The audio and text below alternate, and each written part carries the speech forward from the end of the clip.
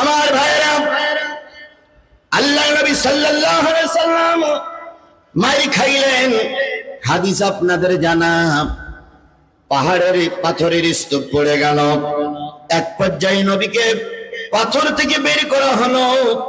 আল্লাহর নবীর কান ফেটে গেছে, নাক ফেটে গেছে, অগণিত ক্ষত পিটে হয়ে গেছে।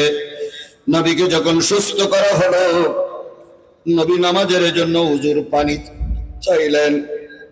উজু শেষ, নামাজ শেষ। এক পর্যায়ে নবী আকাশের দিকে তাকাই দেখে বিরাট মেঘমালা, বিরাট বড় বড় পাহাড় মাথার পরে ঘুরতেছে। আর এই পাহাড়ের পরে বসে আছে হযরত জিবরিল আলাইহিস সালাম। জিবরিলকে রাগান্বিত নবী দেখে বললেন, ও জিবরিল, অবস্থা কি? কয়েকবার হুকুম দিলে এই পাহাড় দিয়ে জাতিরে ভিসে ডালা করে ফেলবো, সবগুলোরে মেরে দেবো আল্লাহর নেই, আপনি শুধু অনুমতি দিলে। রহমতের নবী, দয়ার নবী তখন চোখের পানি ফেলাই জিবরাইলের কাছে কাকুতি মিনতি করে বললেন, জিবরিল, আল্লাহরে বলে দাও আল্লাহ যেন রাগ করে না। পৃথিবীর সব মানুষগুলো যদি মারা যায়, আমি নবী কালেমার দাওয়াত তার কাছে পৌঁছাবো। এত কষ্ট পাওয়ার পরে নবী জাতিরে কি করলেন? ক্ষমা করে দিলেন। এই ক্ষমার আদর্শে আমরাও বিশ্বাস করি। কথা বলেন ঠিক না ঠিক?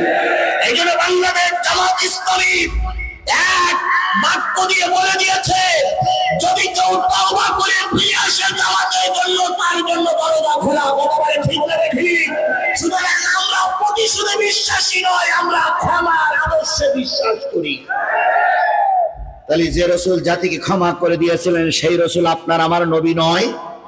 তাহলে সেই নবীর নাম শোনার পরে যে ব্যক্তি দুরূদ শরীফ পড়বে না, সে ব্যক্তি বড়ই কৃপণ, বড়ই গাদ্দার। এই জন্য আমরা রসুলের নামে দুরূদ আর সালাম দিয়ে শুরু করছি, সকলে মিলে বলছি সাল্লাল্লাহু আলাইহি ওয়াসাল্লাম। বন্ধুগণ, যদিও দলীয় ব্যানারও হচ্ছে, কিন্তু এই সমাবেশটার নাম আছে তাফসিরুল, সবাই মিলে বলেন তাফসিরুল কোরআন মাহফিল। তাফসিরুল কোরআন মাহফিলে কোরআন থেকে তাফসির হোক, এটাকে আপনারা চান? কারা কারা চান? দুই হাত তুলে আল্লাহর একটু দেখান তো। আল্লাহ এই কোরআনের মাহফিল আমাদের সবাইকে কবুল করুক। যেহেতু নেতারা বসে আছে, দীর্ঘক্ষণ ধরে কথা বলবো না। নেতারা বসে না থাকলে অল্প সময় অনেকক্ষণ কথা বলতাম, কিন্তু নেতারা যেহেতু ব্যস্ত, আর নেতারা বসে থাকলে যত স্বল্প সময়ের ভিতরে মূল কথাগুলো বলা যায় সেগুলোই আমরা চেষ্টা করব। আরেকটা জিনিস বুঝে রাখতে হবে, সেটা হলো আলেমদের সমাবেশ আর আম পাবলিকের সমাবেশ এক হয় না। যে মাহফিলে আলেমরা থাকে সে মাহফিলে কথা বলতে গেলে বক্তার অনেক সময় হিসাব কিতাব করতে গিয়ে মারির দাঁত পর্যন্ত পড়ে যায়। আমি লক্ষ্য করছি বড় বড় আলেমরা সব বসা, আমি যে কোন দিক থেকে কোন দিক যাবা দিশে মিশে খুঁজে পাচ্ছি না ভাই। তারপরে কিছু কথা আল্লাহ মুখ দিয়ে বলাক, সকলে মিলে বলুন আমিন। এক লোক গেছে এক এলাকায় মাহফিল করতে, যে কমিটির লোকের কাছে জিজ্ঞেস করছে আমার কোনো সাবজেক্ট দেওয়া আছে কিনা। কয় না হুজুর, আপনি যা খুশি তাই বলবেন, ওয়াজ যেখান থেকে খুশি সেখান থেকে করবেন, কোনো সাবজেক্ট নেই। তো বক্তা জিজ্ঞেস করছে মঞ্চে কোনো আলেম আছে নাকি? তো বলতেছে না, আজকে মঞ্চে আলেম নেই, ওসব রাজনৈতিক দলের নেতারা, ওরা কুল আল্লাহ সুরও ভালো করে ভর্তি পারে না। কেমন জানে, আপনি যা খুশি তাই বলবেন। এখন বক্তা উঠে এবার নাহমাদুহু ওয়া নুসাল্লি আলা রাসূলিল কারীম বলে টলে বলতেছে, ভাই এমন একটা ওয়াজ আমি আজকে করব যা আপনারা বাবার 14 পুরুষের আমলে শোনেন নাই। এইরকম একটা আশ্চর্য ওয়াজ করব। শ্রোতা চিন্তা করতে, তাহলে তো বিরাট বক্তা, কি ওয়াজ করবেন হুজুর?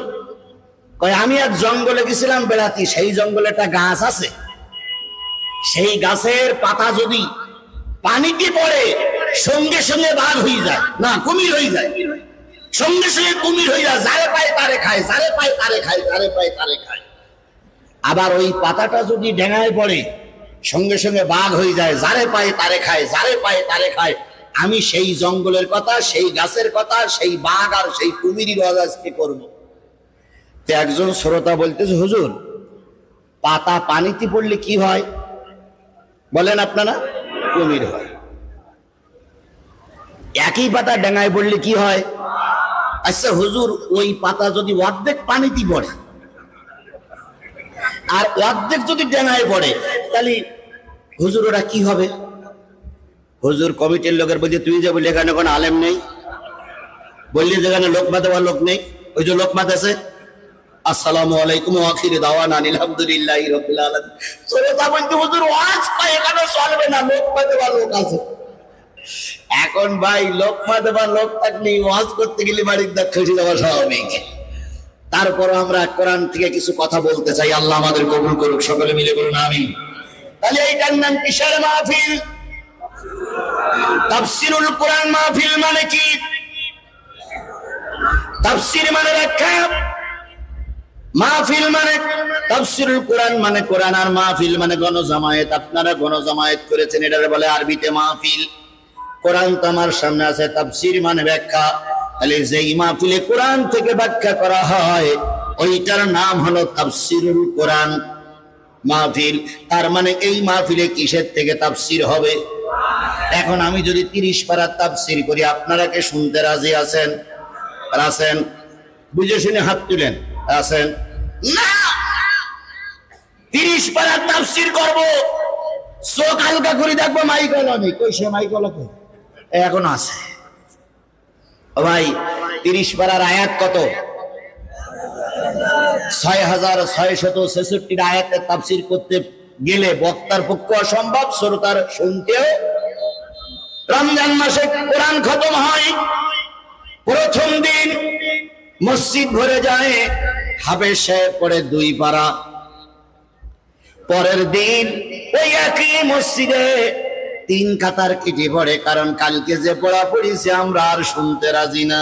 তাও হাফেজ সাহেব পড়ে আলহামদুলিল্লাহি রাব্বিল আলামিন আর রহমানির রহিম মালিকি ইয়াউমিদ্দিন ইয়্যাকা না'বুদু ওয়া ইয়্যাকা নাস্তাঈন ইহদিনাস সিরাতাল মুস্তাকিম সিরাতাল লাযীনা আন'আমতা আলাইহিম আলিফ লাম মিম যালিকাল কিতাবু লা রাইবা ফীহি হুদাল লিল মুত্তাকিন আল্লাযীনা ইউমিনুনা বিল গায়ব ওয়া ইউকিমুনাস সালাতা ওয়া মিম্মা রাযাকনাহুম ইউনফিকুন আল্লাযীনা। কি তাড়াতাড়ি পড়ে! তারপরে মুসল্লি থাকে থাকে শেষ পর্যন্ত 25 রোজা এসে দেখা যায় সেই এশারক্তে যে কয়জন ছিল সেই কজন ছাড়া বাকি লোক সব চলিয়া গিয়াছে। তাহলে এত সুন্দর করে তাড়াতাড়ি পরে তাই থাকে না। আর আমি যদি কোরআনের 30 পারা তাফসীর করি, 7-8 দিন ধরে যদি তাফসীর করতেই থাকি, চোখ আলগা করে দেখা যায় মাইকওয়ালা ছাড়া আর কেউ নাই। হয়তো বলা হয় মাইকওয়ালা তিনি হলে ভালো শ্রোতা, মাইকওয়ালা একটু রেগে মেগে বলবে হুজুর আপনি ছেড়ে না দিলে তাই মাইক নিয়ে যেতে পারছি না, এই জন্য বসে আছি। তাহলে কোরআনের ফুল তাফসীর করলে আপনারা শুনতে রাজি নয়, তাহলে তাফসীরুল কোরআন কেন? বিশেষ একটা সূরা, বিশেষ কয়েকটা আয়াতের পরে ব্যাখ্যা করার নাম হলো তাফসীরুল কোরআন মাহফিল। আমি আপনাদের সামনে বাছাই করে নিয়েছি সূরা মুদ্দাসসির 41, 42, 43, 44, 45 5টা আয়াতের পরে কথা বলবো ইনশাআল্লাহ। আমাকে একটা সময় দেওয়া হয়েছে, তার চাইতে আগে ছেড়ে দেওয়ার জন্য চেষ্টা করব। আল্লাহ আমাদের সবাইকে ধৈর্যের সঙ্গে শেষ পর্যন্ত কবুল করুক। আর একটু জোরে বলেন, আরো জোরে বলেন।